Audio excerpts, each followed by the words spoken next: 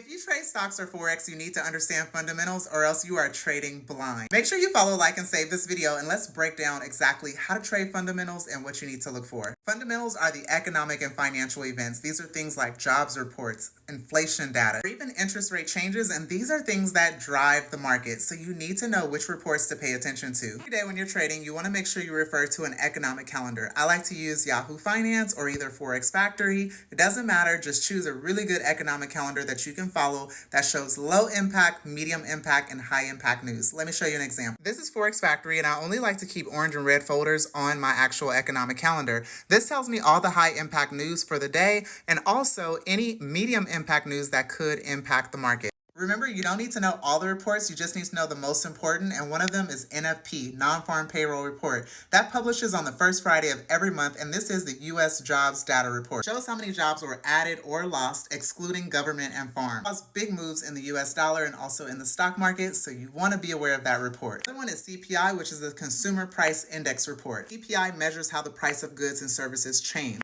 Most important, it influences interest rate decisions. Another report you want to be aware of is the FOMC meetings. This is the Fed's meetings where interest rate changes and policies are announced, and is huge for all markets. So what's the best approach? You want to mark these events on your calendar, and then you want to get in front of your computer and your charts about 30 minutes before that report actually is announced. Wait for the data and watch how the market reacts around the data. Let me show you a quick example. This week on Wednesday, June 18th, USD had an interest rate projection of 4.5%. That was no change from our previous interest rate. This is GBP USD, and you can see that right where the arrow is pointing, that was on Wednesday the 18th, and that is where the market started to rise. The reason being is because when the USD did not decrease their interest rate, that caused strength to the British pound dollar and gave weakness to the US dollar. So if you had known that, you would have bought right off of this level at the bottom of your channel on the 8-hour of GBP USD.